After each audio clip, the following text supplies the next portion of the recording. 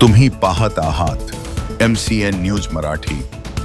जळगाव जामोद मतदारसंघाला आर्थिकदृष्ट्या सक्षम करणे आणि युवकांच्या हाताला हक्काचा रोजगार मिळवून देणे हेच आमचे प्रमुख ध्येय आहे। येत्या 4 वर्षात या भागात 4 ते 5 मोठे उद्योग करण्यात येतील। तसेच शेतकऱ्यांच्या सुविधेसाठी लवकरच भव्य कोल्ड स्टोरेज उभे राहणार आहे, अशी ग्वाही आमदार डॉक्टर संजय कुटे यांनी दिली। 7 मार्च 2026 रोजी सुनगाव येथील जिल्हा परिषद शाळेत आयोजित छत्रपती शिवाजी महाराज महाराजस्व अभियान समाधान शिबिर जिल्हाधिकारी डॉक्टर किरण पाटील यांच्या अध्यक्षतेखाली आणि आमदार डॉक्टर संजय कुटे यांच्या शुभ हस्ते मोठ्या उत्साहात संपन्न झाले।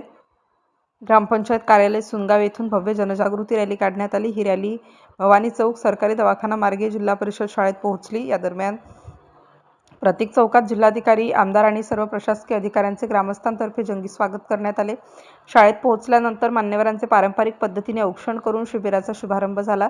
प्रशासकीय यंत्रणा यावेळी मंचावर उपविभागीय अधिकारी शैलेश काळे, तहसीलदार पवन पाटील, रमेश जाधव, तालुका कृषी अधिकारी श्रीकांत जोशी, गट शिक्षणाधिकारी दत्तात्रय गोसावी, माजी सरपंच रामेश्वर अंबडकर यांच्यासह गावातील प्रतिष्ठित नागरिक व सर्व विभागाचे अधिकारी उपस्थित होते। दिवसभरात एकूण 1332 लाभार्थ्यांनी शासनाच्या विविध योजनांचा लाभ घेतला।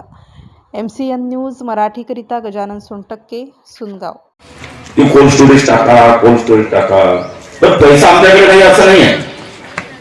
सुनगाव असेल, जामोद असेल, सोनार असेल, तुमची असेल, आहे आमच्याकडे पैसा।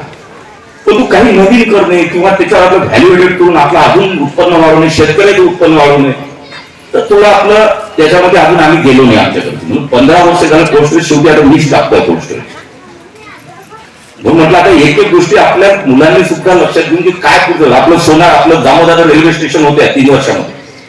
आता रेल्वे स्टेशन झाल्यानंतर इतकी मोठी स्कोप आपल्याला आहे आणि सगळ्यात महत्वाचं म्हणजे हे रेल्वे स्टेशन आपण आता दुसरंही जलम ते जामोद याचाही रस्ता आपण प्रस्तावित करतोय रेल्वे लाईन। तुम्हाला एक सांगतो, जामोद रेल्वे स्टेशन जेणेकरून किंवा पाहायला पाहिजे, जेणेकरून आपल्याही भागामध्ये काय होणार, कशा पद्धतीने पुढे। कारण आपण काय करतो की आता मी पुढची संकल्पना एक करणार आहे, कलेक्टर साहेब,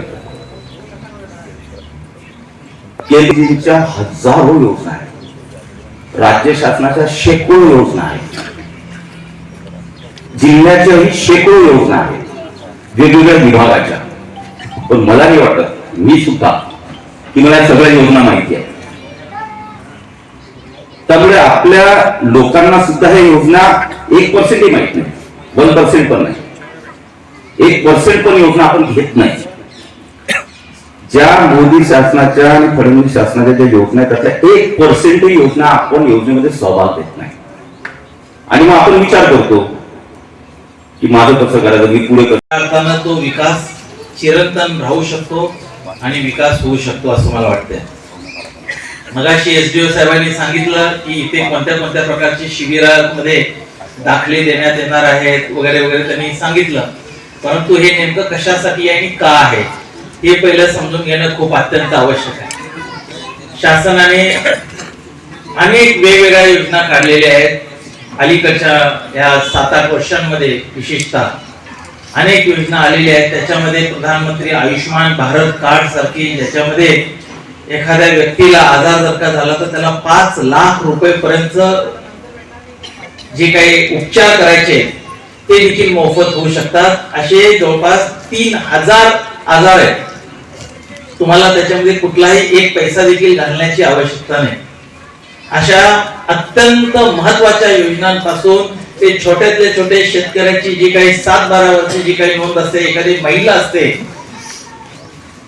की जिथे ती कदाचित दुर्दैवाने जेव्हा ती विधवा होते त्यावेळेला तिचं नाव 7-12 वरती लागणं अत्यंत आवश्यक असते आणि तिला कळत नसते की कसं करायला पाहिजे।